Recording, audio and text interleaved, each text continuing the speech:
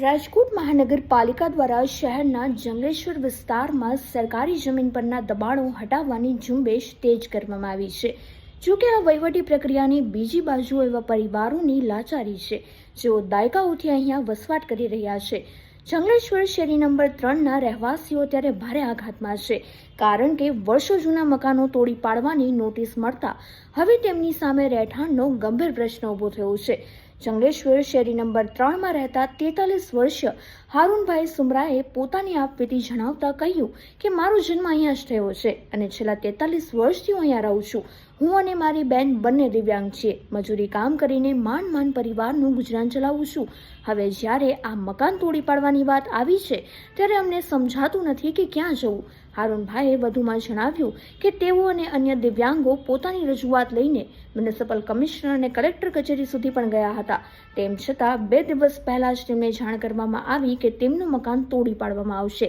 તેમણે ભીની આંખે પ્રશ્ન કર્યો કે આ ઉંમરે અને આ શારીરિક સ્થિતિમાં અમારે હવે રોડ પર રહેવાનો વખત આવ્યું કે શું?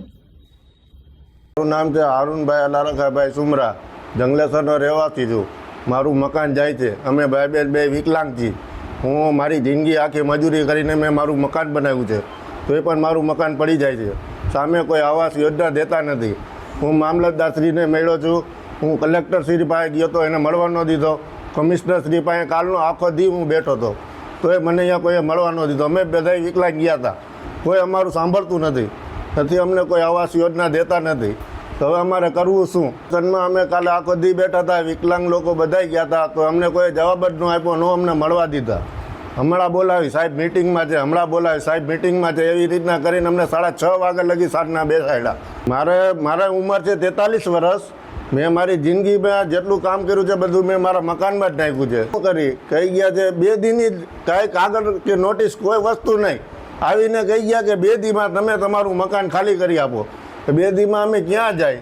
ખાલી કરી દેશી અને રોડ ઉપર સામાન રાખશી, તો બીજું શું કરી? અમારી પાસે કાંઈ વ્યવસ્થા છે નહીં, નથી અમને આવાસ યોજનાનું ક્વોટર આપ્યું। મારી બેન પણ જોવો, 2 ભાઈ તમે વિકલાંગ છીએ, અમે ક્યાં જાય? મારા મમ્મી પપ્પા પણ ગુજર છે, એ કામ નથી કરી શકતા।